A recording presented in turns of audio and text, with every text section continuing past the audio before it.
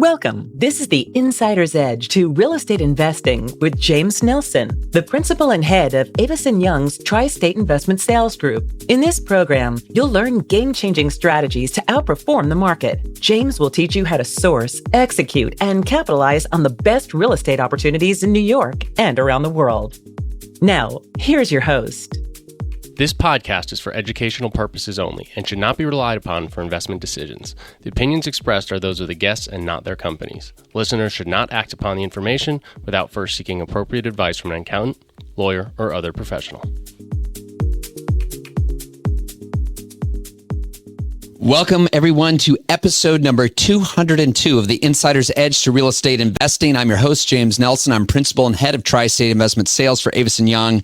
And with us today, we have a real treat. We have Douglas Durst with us.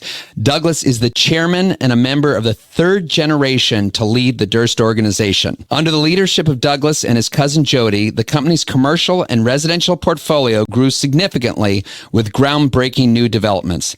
The company led the revitalization of Times Square with the development of 151 West 42nd and of Lower Manhattan with a joint venture development of One World Trade Center. The company also oversaw the development of the nation's first LEED Platinum high-rise office tower, the Bank of America Tower at One Bryant Park. In this interview, we'll go back to when Douglas started with the family business in 1968 and how he helped build the firm over time. But we're also going to talk about how Douglas gave back. He's done incredible philanthropic and civic work, including his work on the Real Estate Board in New York as a board of governor and previously as chairman of the board. He also serves on other important boards like the New School, as well as the Trust for Public Land. He's also involved with the theatrical arts as a board member of the Roundabout Theater. Finally, Douglas is a lifelong environmentalist activist. He founded the Model Organic Farm Foundation, a not-for-profit that operates McEnroe Organic Farms, one of the largest organic farms in New York State. So I know you're going to get a tremendous amount out of this interview, not just learning from how Douglas and a family have built their portfolio, but also have given back along the way. So we're going to have a brief word from our sponsor, and we'll get right into that interview with Douglas Durst. A different approach to putting our clients first. Avis & Young's Tri-State Investment Sales Group sells multifamily, office, retail, development, and specialty sales throughout the New York metro area. As experienced thought leaders in their industry, our 35-member group is available to help you make informed investment decisions by advising you on your current holdings or identifying new opportunities in the marketplace. Our one unified team is built on an industry-unique platform which promotes unparalleled collaboration and teamwork. We share core values of hard work, integrity, and expertise. We put our clients first, providing tailor-made strategies to achieve superior results. Please visit us at aytristateinvestmentsales.com and follow us on Twitter, LinkedIn, and Instagram at James Nelson NYC to learn more. All right, welcome everyone. Thrilled to have with us today Douglas Durst, who is chairman of the Durst Organization. Douglas, welcome, and thank you so much for coming on the show. Thank you. It's great to be here. Appreciate the invitation. Wonderful. And Helena was on the show, and so for those of you who've not heard her episode, she talks about sustainable development. I know we're going to get into that today, but wonderful to have you here as well.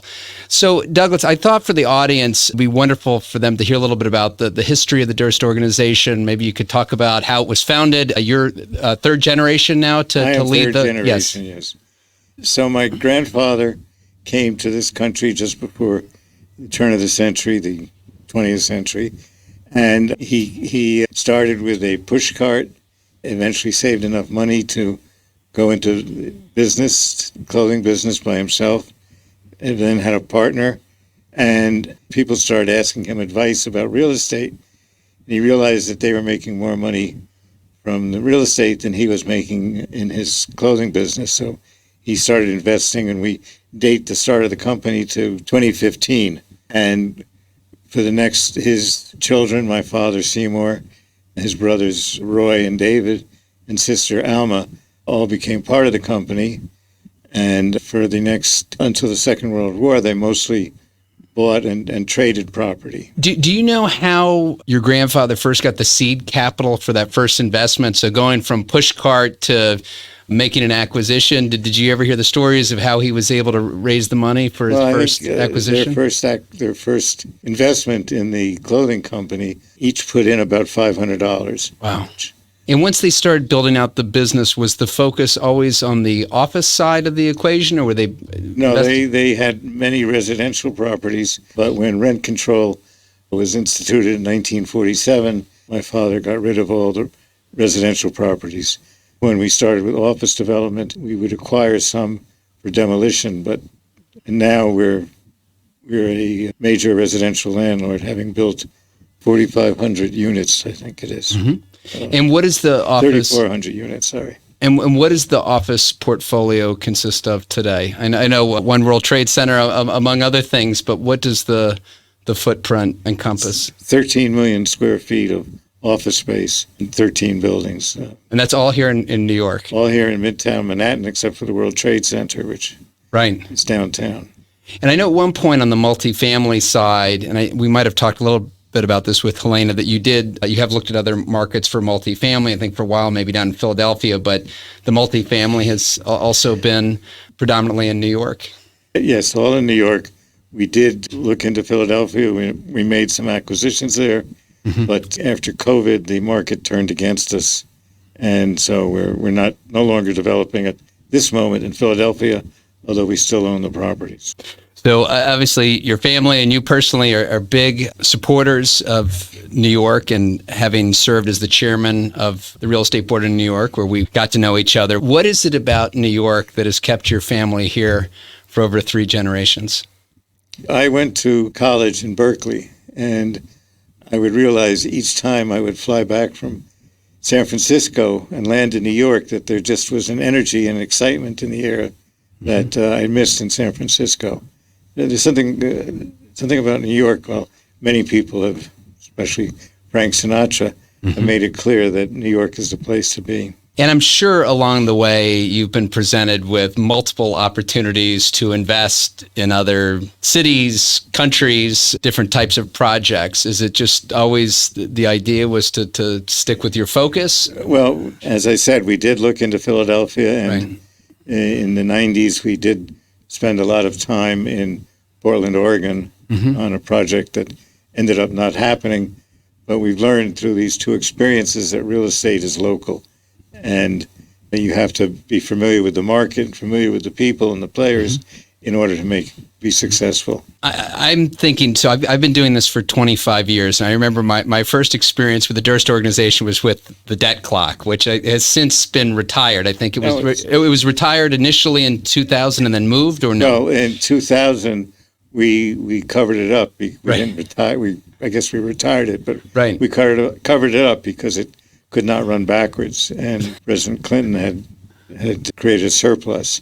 Since then, we moved it. First, we moved it to outside the IRS headquarters when they were in our building at 1133, and subsequently moved it to the through block between 151 4 Times Square and 1 Bryant Park, which coincidentally is called Anita's Way, as Bob Fox, the architect, said, Anita always gets her way. Well, I want to get to Anita's Chashama, her not-for-profit gallery. But before I forget to ask, so what was the impetus for the debt clock? So was it clearly you wanted to kind of shed some light on this? What gave you the idea to Seymour do this? Was a staunch, steadfast Republican, big fan of Ronald Reagan, and when he saw in the 80s that rather than corralling the debt, they were actually increasing it, he wanted to make people aware of what was happening. And he had, in the 80s, had the idea for the debt clock, but the technology did not catch up with him until about 1989 when we put it up. Has your family always been civically involved, politically involved? Kind of what's been your approach with my grandfather was very civic-minded, and he was one of the founders of something called the Hebrew Free Loan Association, which lend it to anybody without interest. And it's still in existence today. And on the board of many of the charities, we have a whole wall of charities that honored my grandfather and father. And so there's always been a civic side to our family. And my father tried to stay out of politics. My grandfather there's a picture in our office of him with Fiorello LaGuardia, so he must have had some involvement, but Seymour never wanted to have anything to do with politicians. But we discovered as we were building our building at 114 West 47th Street, the U.S. Trust Building, that today, in order to get buildings up, you need to have some involvement with politics. And how would you characterize your involvement? I mean, clearly being the chairman of the board for the Real Estate Board of New York, what did that entail? Maybe, for those of our listeners who are not here in New York, REBNY has over 17,000 members, and really here not only for the industry, but really for the city to help promote and make this as business a friendly place. So what was kind of your day-to-day, if you will, role as chairman of the Real Estate Board, and then what type of discussions might you've had with politicians on how to shape the policy here? Well, during my tenure as chair, there were a lot of issues, especially with, it was during COVID, and a lot of issues about opening the buildings and masking. And also there was a big push for rent control. So I talked to lots of politicians about that, both at the state and the city and levels. So that was one of the main topics of discussion. And what about the tax abatement, the 421A that had expired, and now, of course, we have a new program, 45X, but the need for a tax abatement, right? Because on one hand, you could just say, well, why don't you just lower the taxes, but it would seem to really offset where the taxes are, that to incentivize developers that a tax abatement is needed. So how did you go about trying to educate our elected officials and then ultimately try to craft the policy that will hopefully create housing that's so much needed here in New York? REBNY spent a lot of time with our members putting together statistics that showed that it just was not feasible to build without a tax abatement, and the size of the tax abatement would be required to build. They mostly ignored us, but we kept at it, and I think we see the outcome, that there's almost no residential construction. They did extend the 421A. Some of those buildings will get started. Once those are done, there's going to be almost no new residential construction in the areas that are controlled.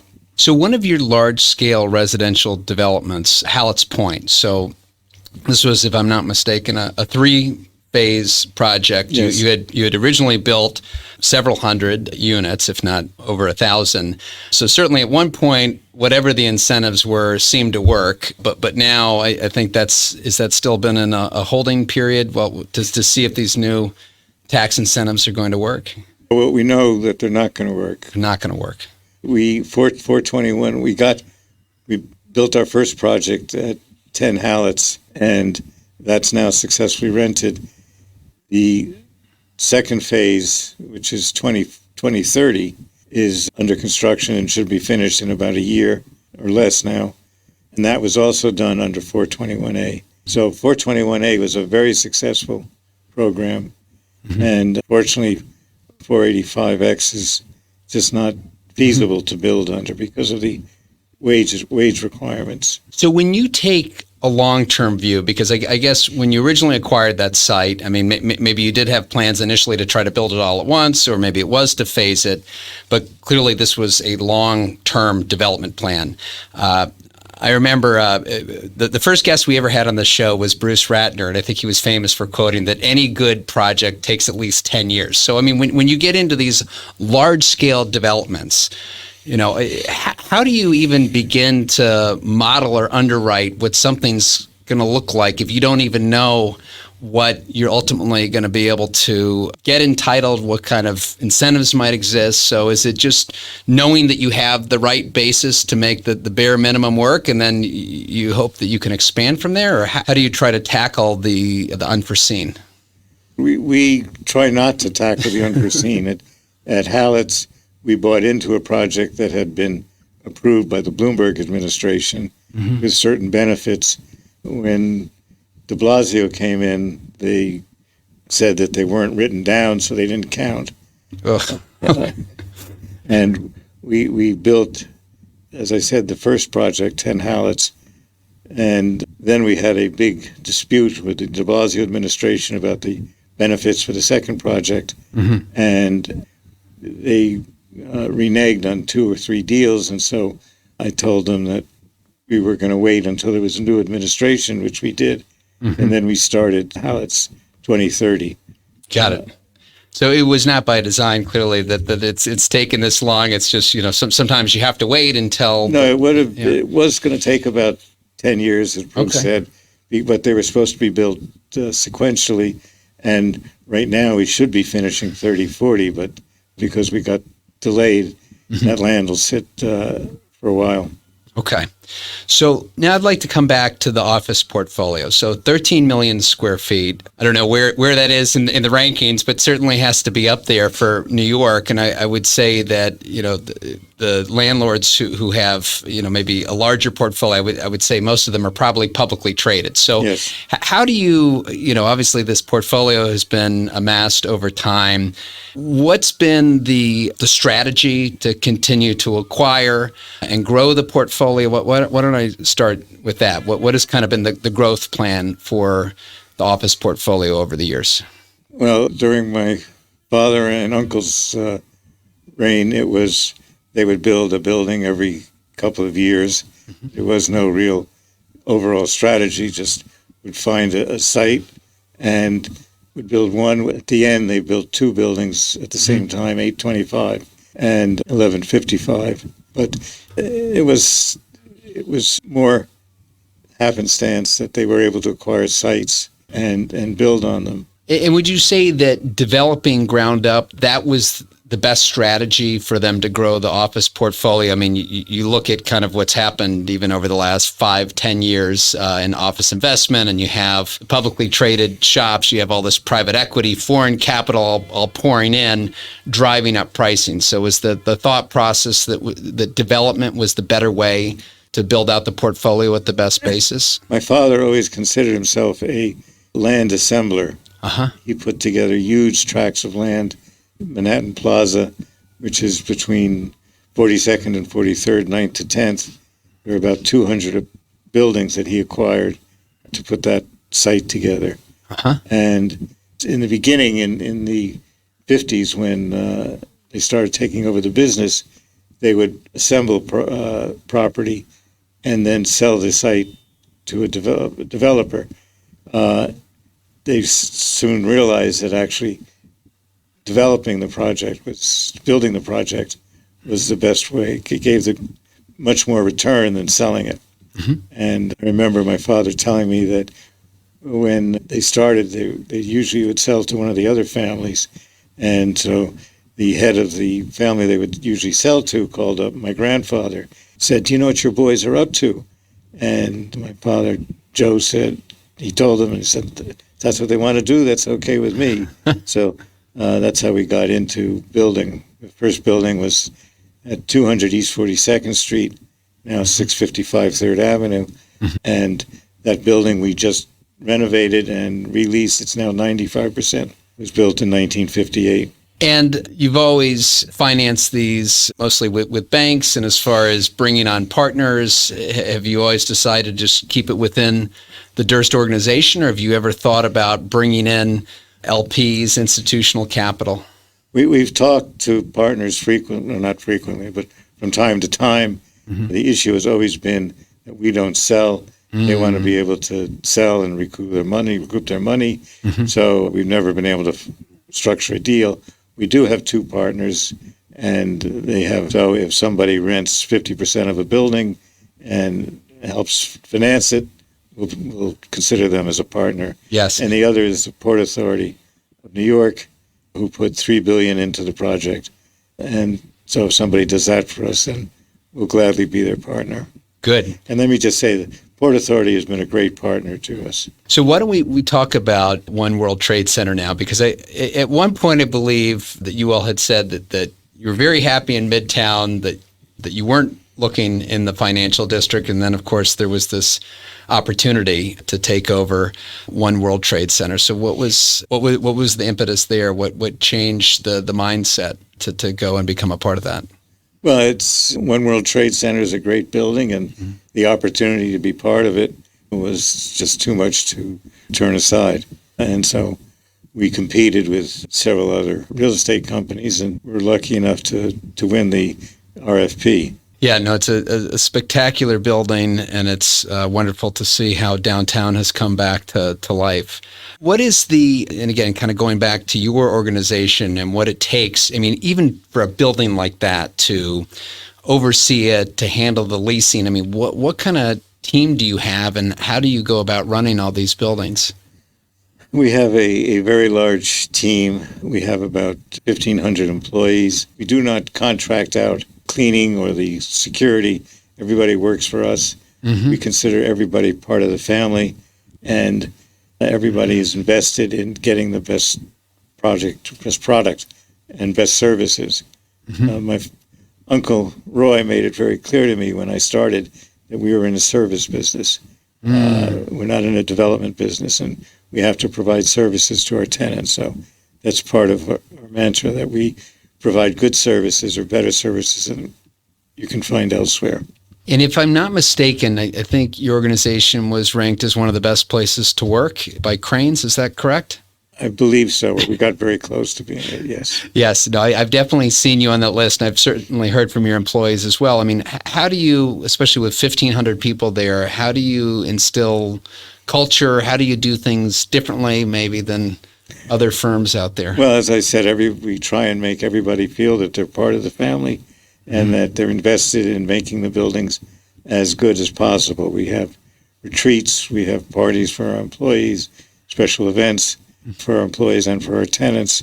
We want our tenants to feel that they're part of the family also. So and because we're dedicated to providing a safe environment, a clean environment, a healthy environment, people feel that there's a benefit to working for us and working with us and being a tenant.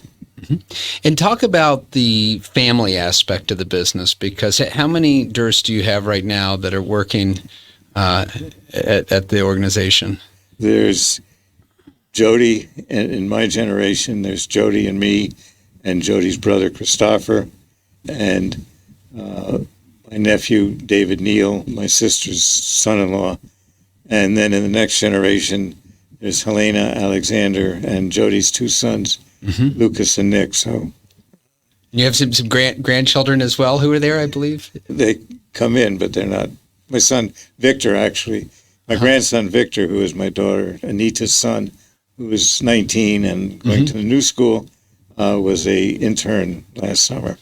So how does that work with the family members, as opposed to, is there a discussion as far as, we'd love to have you come work with us? Are they attracted to it? Do you encourage them to go out and do their own thing? How do you deal with the family dynamic? We have a policy that anybody from the family who wants to come work can, but they have to spend 2 years as an intern at a lower pay scale and work in all the different areas of the office. And everybody who has come has stayed. Mm-hmm. Also, in knowing Helena and some of the other family members, that they're, again, the commitment to charitable work. So maybe we could talk a little bit about Anita and Shishama, the not-for-profit gallery. So what is it about the family, and again, how you encourage this type of involvement? We just, from my grandparents and father and uncles, we've always tried to give back to the community. And my grandmother was very involved in enterprises, and as my grandfather, as I mentioned. And same with my father's generation. My generation, we have various charitable things that we're committed to. We have the Durst Family Foundation that my sister runs, which makes charitable donations. So it's part of the family culture to be involved in giving back to the community. And I love Anita's gallery because, if I'm not mistaken, so she provides gallery space to emerging artists at no cost. So she gives them the ability to showcase their work. People donate space to her. She does charge because if you don't pay for something, it has no value. Yes. And she has, I think, about 250 spaces. Wow. I had no idea it was that many. Huge. She's recently started working with the state to have similar ventures upstate in Buffalo, Niagara, Syracuse. So she's spreading out. She's probably, I think, she's worked with, I think, something like 3,000 artists over the years. Wow. Well, what an incredible thing to do for local artists, but also activating space that I know, fortunately, things have really improved here with the state of retail. But as you remember, right after COVID, there was a lot of vacancies, and it really, I think, hurt the city. So wonderful that she's also activating these spaces and bringing culture. She now is working with MTA for some of the spaces which have suffered because of COVID. So I'd love to talk about your commitment to the environment.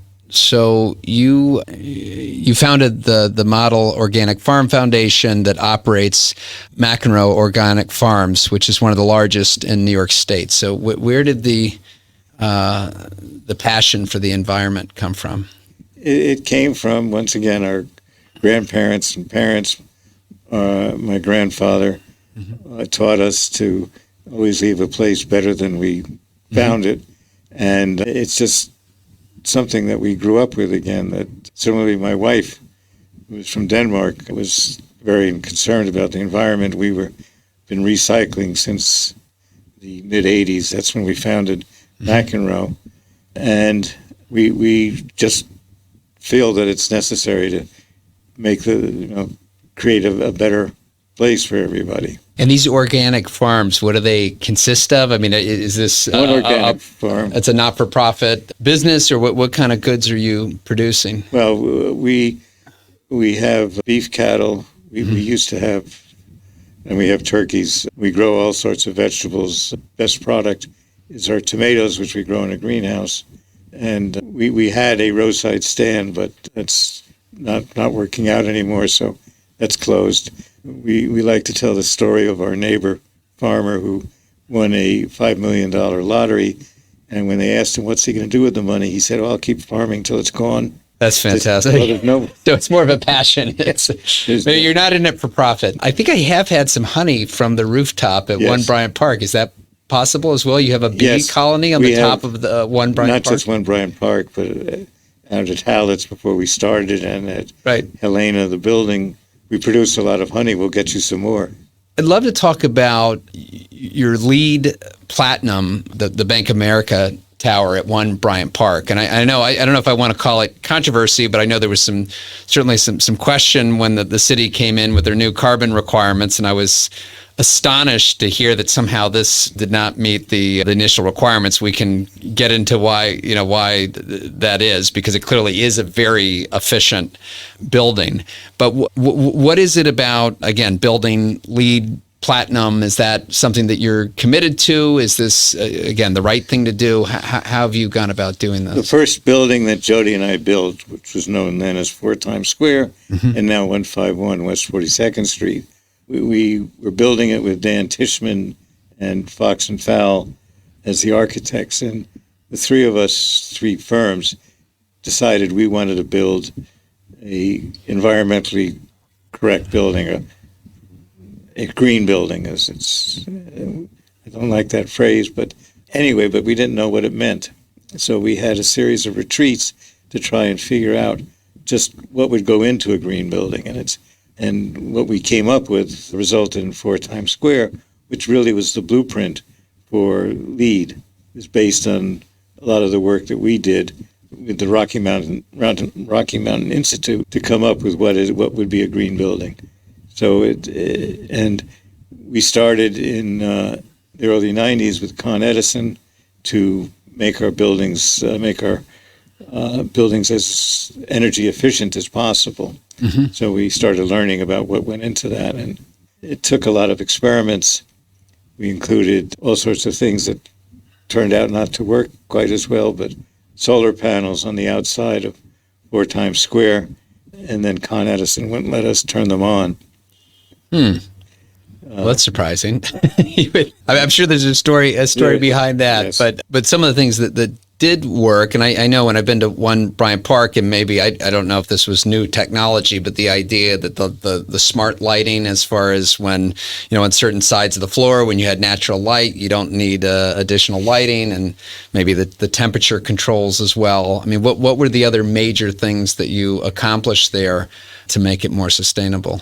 Well, the air is 95% filtered, so it's a lot cleaner, and we provide more outside air than most buildings do. So you breathe a lot better, you feel a lot better, and there's controversy over having a lot of glass, but sunlight, people need sunlight. Mm-hmm. So you have a catch basin for, I'm not sure if it's rainwater or recycling water. We recycle all the water that falls on the building, and we also now are composting all the food in our offices and all the cafeterias. Mm-hmm. So, and then there's more to it than what you see on the outside. All the building material waste from construction gets recycled. When we started at 4 Times Square, there was no recycling of building construction material waste, and the contractors fought us when we insisted that it had to be recycled.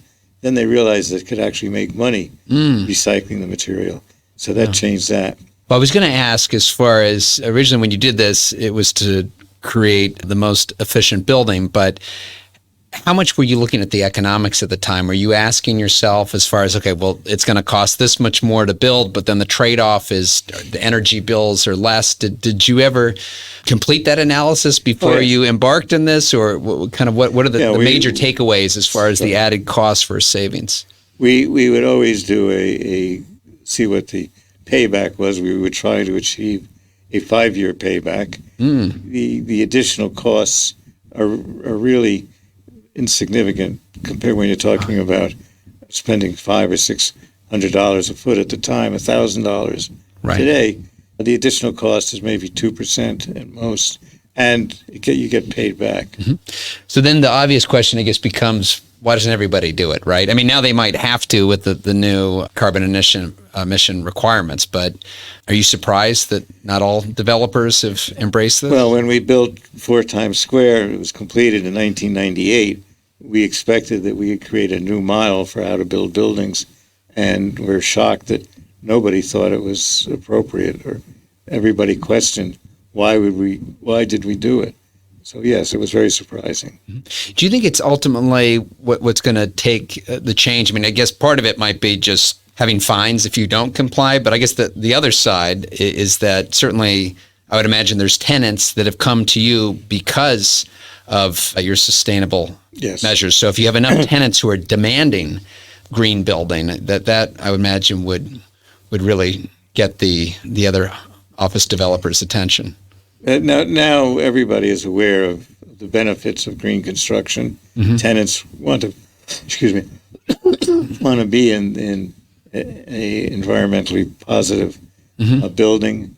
Residentially, you have to have a LEED rating. People will not go to buildings that are not healthy. Mm-hmm. And more, the commercial tenants are realizing the benefits of it. One of the questions you always get from brokers now, I'm sure you're aware, is what is the LEED rating of the building? So it's on the top of everybody's mind today. Mm-hmm. So I'd like to talk about, this is a very highly publicized lease at the time, and New York definitely needed it. But this was, I don't know if this was right after COVID, but you all signed TikTok, right, in Times Square. So maybe just talk a little bit about how that came to be. I mean, if this was kind of a late 2020, I mean, there was still a tremendous amount of uncertainty, and you were able to sign up probably one of the hottest tenants in the market. So I'm sure there was, plenty of landlords who would have probably done anything to get them to sign up. So what was your secret sauce, if you will? What was the way that you were able to land this tenant? ByteDance, who is the parent of TikTok, was a tenant or a subtenant in our buildings. And because of the way we manage our buildings, they wanted to be in one of our buildings. So that's how it happened. And that's why we provide the service we do. So, and if you need to take a minute, we're good? Okay. So I was with one of your leasing professionals, Sayo, the other day, and he was telling me about how incredible it is that with how hands-on you are. So he said that you still review every single lease. So how is that even possible? How do you have, so you have 13 million square feet. I can't imagine when you show up to the office, how high the stack is, but how do you, I mean, at this point, you still want to see every single lease? Is that because it gives you the pulse? You want to know who your tenants are? What's the mindset behind that? Sayo's a great broker, so he may exaggerate from time to time. But I do see all the deals that go through, and it is because I want to see what's going on in the market. So that's really the reason. I review them as they're going through. I don't review leases, small leases, big leases. No. That makes more sense. But he said you certainly have a handle on everything that's going on. So, as chairman, what does your day-to-day entail? What is your typical week, if there even is such a thing? I mean, how are you devoting your time? There's no such thing. We have many meetings about what's going on in the office and projects, so that takes up a lot of time during the week. Unfortunately, one of the biggest things I have to do is go through email. I haven't found a way. I'm there with you on that. We've got to figure out a solution. Yeah. It's not going away. That will tell you. And it's not getting any better either. Yeah. And so I spend many mornings trying to delete as many as I can. And there's no real solution because not often, but sometimes people will say, "Why didn't you respond to me?" And something I had not read carefully enough and deleted. So that's one of the big issues I have. But we have meetings and I'm not as actively involved as I was. So I talk to the employees, to Sayo and to Tom Bowe and the construction department. So a lot of the listeners of this show, whether they're in college, they're getting their master's degree, maybe they're just starting out, but I think oftentimes people feel like the best way to reach someone is by email, right? That's the most formal way to approach them, or maybe it's a text or but some type of electronic outreach. What do you say to that? I mean, as far as, the reason why you're here today, and maybe I could have just sent you an email, but I asked you in person at an event. So kind of what advice would you give to the younger generation out there as far as the best ways to conduct business, preferences to in-person, virtual? What would you say to that? Well, in person, as you suggest, is the best way. It can be there are many meetings at events that I'm speaking at, and people frequently come up and give me their card and talk to me. So, and then they'll email me. So, making a personal impression is really the best way. And I wanted to definitely pay you a compliment, because I remember even early on in my career, and it was usually at the Rebney black tie event, but you've always just seemed like such an incredibly approachable person. So I don't know if that's just how you're wired or you make a conscientious choice in doing that, but certainly, at your level of seniority and where you are in your career, you don't have to go to these events. You don't have to, take these conversations. What is it that allows you or drives you to do that? I feel that I was given an opportunity that others did not, and I try and pay it back to people who may not have the same opportunities that I had to start off where I did. Lots of people who came to work for us I met casually, and they've been very successful. Some not, but... And what advice do you typically give to that person starting out in the business, whether they're a broker or they want to go on and become a developer? What do you tell them? I get a lot of people who tell me they want to be a developer. And I tell them that the best way is to learn the basics. Either work as a broker, then you get to know what tenants want, or you work in construction to get to know how buildings are built. You have to know the very basics about building before you can start thinking about developing. And do you have any thoughts on if a smaller firm where they can kind of roll up their sleeves and get involved, or is it better to work at a bigger firm that has more resources? I think a bigger firm is better. You don't find out enough from a smaller firm, in my opinion. And what about... A small firm is a good way to start, but eventually you want to be exposed to a larger firm. And where do you see the opportunities today to invest? I mean, clearly for you all to take the time and effort, it's got to be a large-scale opportunity. But if you were just starting from scratch today, maybe that first deal, those first investments, how do you think you would go about building out a company and looking for things to invest? What would be the best approach? Retrofitting either commercial buildings or existing residential. Retrofitting, I think, is going to be the best way for people to succeed today. Building fresh or building new is very difficult today. And what would you say over the course of your career? What is it that's helped you? I mean, maybe we talk about the One World Trade Center as an example. I mean, you had several, it was an RFP, there was a lot of competition. I'm sure some of it from, again, the big publicly traded firms. What is it about the Durst Organization that gave you all the advantage? What is the approach? I'm sure it's not just, paying the highest dollar. What is it that it's allowed you to continue to expand? One is our reputation for following through on what we say, and we often come up with much more inventive ways to structure a deal that benefits whoever we're trying to work with. I always say I try to find out what the other side wants and try to give them what they want, and trying to get what I want too. But first I have to know what the other side wants to accomplish. Yeah, that's really incredible advice, because I even think of my role as an investment sale broker. I have a job, I represent the owner, I'm trying to get the highest price clearly, but are there other terms, are there ways that you can structure that works for everybody? So is there an example or something you could tell us a little more about where, you listened to what the seller or maybe what the Port Authority was looking for and the way that you approached something that gave you that advantage to win the business? Anything you can think of?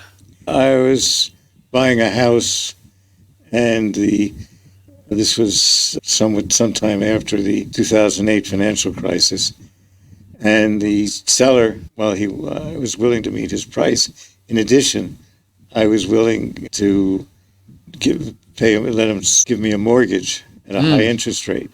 I knew he was looking for cash flow, so I suggested that we have a mortgage at a high rate, higher than was available at the time. So he was very happy with that. And I'm sure long-term that worked out for you. You probably got a great buy, and over time it probably was worth a lot more. Yes, it worked out very well.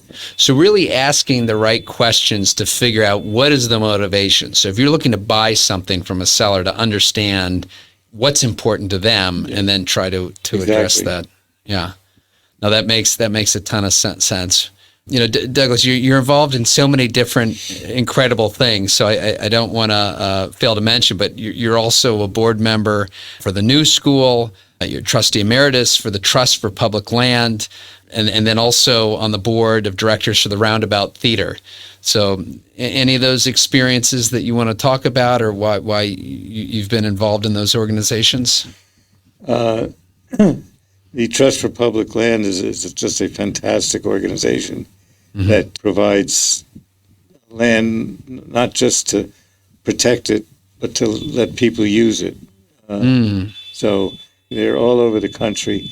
They were ones also involved in the playgrounds here in New York City, building out many of the playgrounds and creating green spaces where it's just been an asphalt lot. So I'm very proud of the time I spent with them. Roundabout has been a love of mine since 1989. Todd Hames, who recently passed, was a very close friend, and I helped Roundabout find, I think, 4 of their theaters, including which is now the Todd Hames Theater, and what had been our theater, the Henry Miller Theater, now Stephen Sondheim Theater. So it's just very close to that. Well, with only a couple minutes left, and Douglas, this has been unbelievable, and it's amazing, not just how you've helped the Durst Organization grow, but also what you've done civically and your charitable involvement. I guess my final question would be, how do you, whether it's structure your time, figure out how to prioritize what you want to take on? I mean, you have a lot of incredible things that you're doing. So how do you figure it all out where you don't completely overload yourself, but you can make a meaningful impact? So I guess the question is, how do you go about prioritizing? Well, I have a wonderful wife who makes me prioritize my time. Yes. And then I guess finding the balance with family as well. Is there anything, I mean, are you the kind of person who, you're thinking about work 7 days a week, or are you able to unplug as well? I have 5 grandchildren, and I just love spending time with them. Wonderful. Well, your priorities are definitely in the right place. So, Douglas, this was amazing. Thank you so much for taking the time and joining us today. Thank you. Wonderful. And thank you, everyone who's joined as well. And look, this was such an incredible conversation. So I know that you're going to want to share this with a friend and spread the word. And as always, you can go to jamesnelson.com. That's where you can find the show notes, how you can figure out how to connect with the Durst Organization. And so until next week, thank you again for joining. Thank you for listening to the Insider's Edge to Real Estate Investing. We appreciate your subscribing and sharing with your friends. If you haven't already, please connect with James at James Nelson NYC on LinkedIn, Instagram, and Twitter. Please also visit jamesnelson.com, where you can find the show notes and other episodes, along with an exclusive video series and other helpful resources, so you can gain the Insider's Edge to Real Estate Investing. Until next week.